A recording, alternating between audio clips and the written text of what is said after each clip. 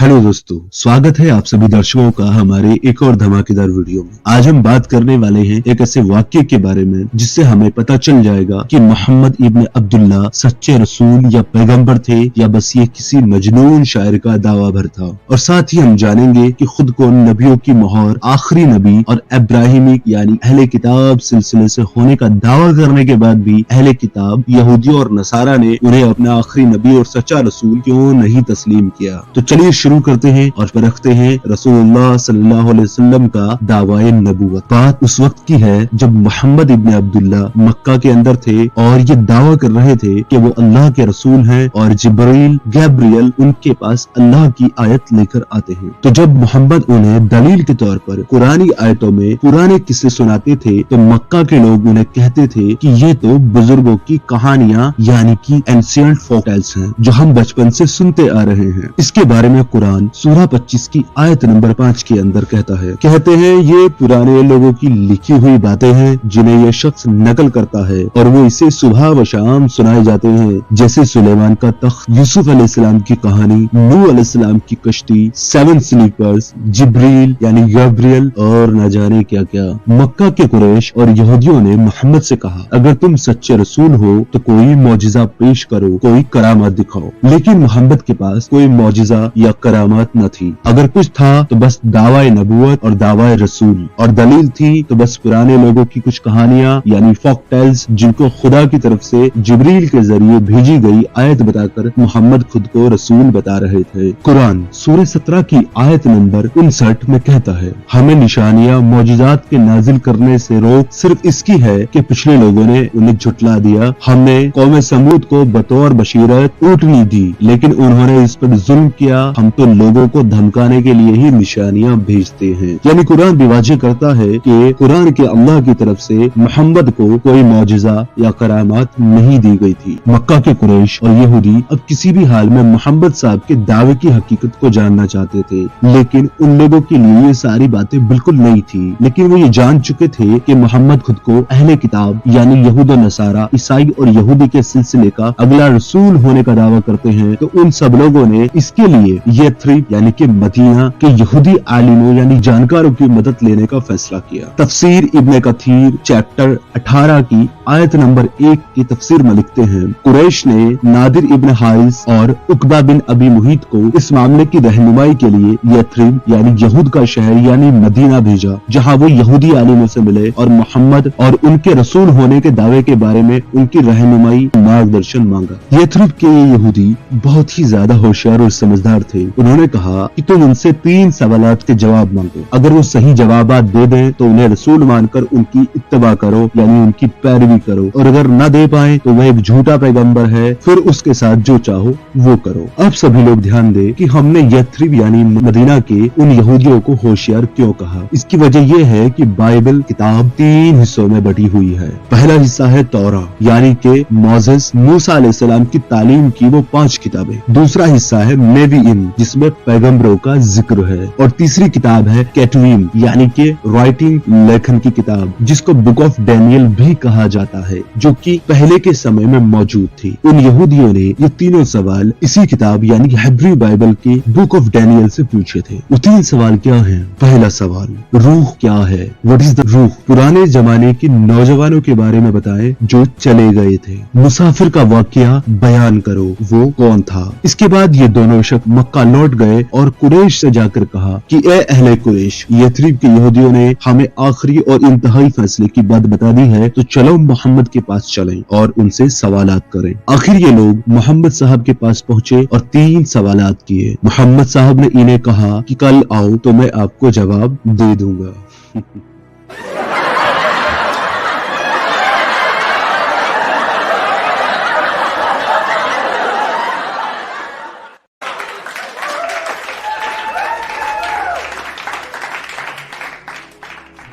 इन लोगों ने कहा, अगर आप अपने दावे में सच्चे हैं तो कल क्यों, आप अभी जवाब दे सकते हैं। लेकिन मोहम्मद साहब ने जिब्रील और वही की बात कहकर कि अल्लाह इन सवालों के जवाब उन्हें जिब्रील के जरिए वहीं से भेजेंगे, अगले दिन आने के लिए कहा। तो ये हजरात वापस लौट गए। जब अगले दिन ये लोग वापस पहुंचे तो इन्हें मोहम्मद साहब ने कहा कि मुझे वही नहीं आई क्योंकि मैंने कल इंशाअल्लाह नहीं कहा था, तो मुझे थोड़ा और वक्त दो।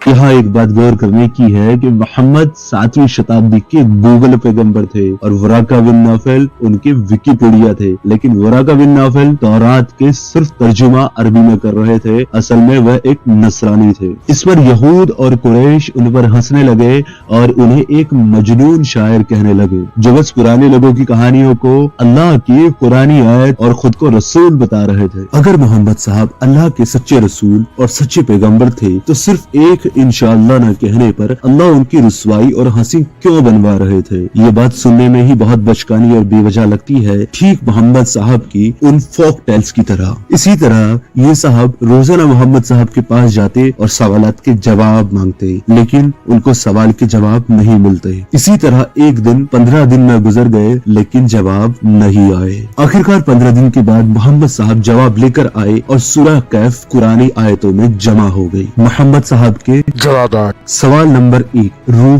क्या है? इसके जवाब में सूरह 17 की आयत नंबर 85 दी गई है। तो आइए जानते हैं क्या कहता है कुरान सूरह 17 की आयत नंबर 85 में। और ये लोग आपसे रूह के बारे में सवाल करते हैं तो आप कह दीजिए कि वो मेरे रब के हुक्म से है और आपको बहुत ही कम इल्म दिया गया है।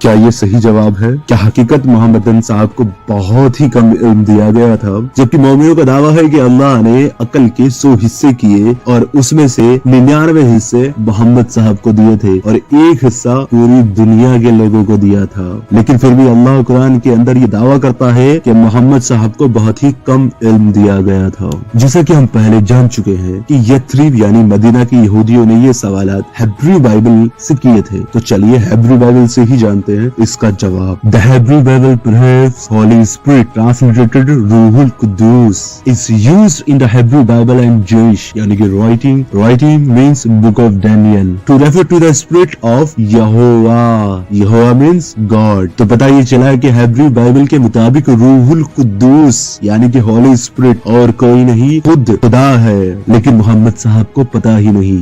ये आयत खुद बता रहा है कि उनको इसका इल्म दिया ही नहीं गया।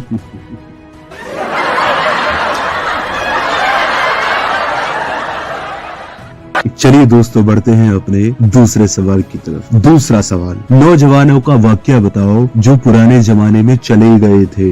फिर से सूरह कैफ देखने पर हमें मोहम्मद साहब का जवाब पता चलता है कि कुछ नौजवानों की कहानी कुरानी आयतों में बताई गई है कि वो नसरानी यानी कि ईसाई थे और वहाँ के बादशाह से परेशान होकर एक गुफा में चले गए थे और वहाँ सो गए थे। उनके साथ एक कुत्ता था जो गुफा के दरवाजे पर बादशाह की फौज के खिलाफ पहरा दे रहा था। जब वे उठे तो सैकड़ों साल गुजर गए थे। क्या ये सही जवाब था? इसे जानने से पहले हम कुछ बातों पर गौर करेंगे। मक्का के कुरैश और यहूदी मोहम्मद साहब से सवाल कर रहे हैं और मोहम्मद साहब कुरानी आयतों में जिनका जिक्र कर रहे हैं वो नसरानी यानी कि ईसाई हैं। यानी सवाल एक यहूदी अपनी किताब से कर रहा है और जवाब उसको ईसाइयत यानी कि नसरानी से दिया जा रहा है। और उनकी हिफाजत कौन कर रहा है? एक कुत्ता। वही कुत्ता जिसे इस्लाम में शैतान बताकर खुद रसूल ने मदीना के सारे कुत्तों को मारने का हुक्म दिया। वो 200 से ज्यादा साल तक जिंदा रहकर वहाँ दरवाजे पर पहरेदारी करता है, वो भी बिना कुछ खाए और बिना सोए। जी हाँ, वही कुत्ता जिसके होने पर फरिश्ते घर के अंदर दाखिल नहीं होते। उसी कुत्ते का नाम कुरानी आयत में आया है, जिसे आसमान से मोहम्मद के पास लेकर खुद सबसे बड़ा फरिश्ता यानी जिब्रील आता है।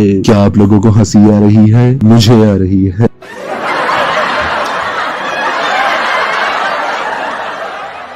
तो चलिए दोस्तों, फिर से एक बार इसका सही जवाब हमें हिब्रू बाइबल की बुक ऑफ डैनियल के चैप्टर नंबर 3 वर्स नंबर 18 से 28 में मिलता है। Book of Daniel chapter number 3 आया 18 to 28 versus 18 to 28। 3 Jews young. पुराने जमाने में बेबीलोनियन बादशाह नेबूकदनेस्सर ने एक मैदान में अपनी सोने की एक मूर्ति बनवाई और सभी लोगों से उसकी इबादत करने और उसको सजदा करने का हुक्म दिया, और जो लोग ऐसा नहीं करे उनके लिए उसने आग की एक बहुत बड़ी भट्टी बनवाई ताकि जो लोग ऐसा करने से इनकार करें उन्हें उसमें फेंक दिया जाए। तो सभी लोगों ने ऐसा ही किया, लेकिन वहाँ 3 नौजवान जिनके नाम शैद्राख, मिशाख और अब्दनेगो था, उन्होंने ऐसा नहीं किया और वो वहाँ से चले गए। इस पर बादशाह बहुत नाराज हो गया और उसने इन नौजवानों को पकड़वा लिया और उन्हें उस आग की भट्टी में डालने का हुक्म दिया। जब इन लोगों को उसमें डाल दिया गया तो उन्होंने पुकारा अपने ईश्वर को, तो ईश्वर ने उनकी हिफाजत की और अपना वादा पूरा किया कि जब ईश्वर के रास्ते पर तुम आग से गुजरोगे तो तुम जलाए नहीं जाओगे, ना ही आग तुम्हें निगल पाएगी। हम यहाँ किसी भी किताब या किसी भी धर्म का समर्थन नहीं करते हैं, लेकिन जैसा कि मालूम है कि सवाल जहाँ से किए गए जवाब भी वहीं से देखना होता है। तो यहूदियों ने जिस किताब से सवाल किए, हम उसी किताब से उसी सवाल का जवाब आपको बता रहे हैं। यथरिब के यहूदी आलिमों ने इन नौजवानों के बारे में सवाल किया था जो कि उनकी किताब में दर्ज था, लेकिन जवाब 15 दिन बाद क्या मिलता है? 7 स्लीपर असहाबे कैफ। क्या दूसरे सवाल का जवाब सही है या नहीं, इसका फैसला मैं आप लोगों पर छोड़ता हूँ। अगले सवाल की ओर बढ़ने से पहले हमें कुछ बातें समझनी होगी। मोहम्मद साहब जहाँ एक तरफ खुद को उसी खुदा यानी परमेश्वर का पैगंबर बता रहे हैं जिसने पिछले लोगों को किताब दी और अपने अनुयायियों यानी मानने वालों की रक्षा हिफाजत की, वही कुरानी आयतों को उसी परमेश्वर का कलाम बता रहे हैं जिसने उन्हीं आयतों में जो जवाब दिए जा रहे हैं वह पूरी तरह से काल्पनिक, बेबुनियाद और गलत हैं और सच्चाई से बहुत परे हैं। मानव मोहम्मद के खुदा को उन सब का पता ही नहीं था, तो किस आधार पर कुरैश और यथरिब के यहूद मोहम्मद साहब को और उनकी कुरानी आयतों को अल्लाह का कलाम और खुदा और नबी मान सकते थे, और किस तरह वो कुरैश और यहूदी उन पर ईमान ले आते हैं। दोस्तों, इस सीरीज का तीसरा सवाल हम अगले वीडियो में डिस्कस करेंगे। हम जानेंगे तीसरा सवाल और मोहम्मद साहब की कुरानी अल्लाह के उस पर जवाब के बारे में, और साथ ही जानेंगे मोहम्मद साहब के जवाब के दावे और कुरान में लिखे उस दावे की सच्चाई के बारे में जिसे मोमिन हकीकत मानते हैं, और साथ ही जानेंगे कि क्या यहूदियों के सवाल का वही जवाब था जो कुरान की चैप्टर 18 की सूरा कैफ में बताया गया है, या जवाब कुछ और ही था, और कुछ और था तो वह क्या था। तो आज के लिए बस इतना ही, मिलते हैं इस वीडियो के अगले भाग में। तब तक के लिए अपना ख्याल रखिए, अपने अपनों का बहुत ज्यादा ख्याल रखिए, खुश रहिए और किसी को भी उसके मजहब से नहीं उसकी इंसानियत से परखिए। इंसान बनिए, इंसानियत को पहचानिए। जय हिंद।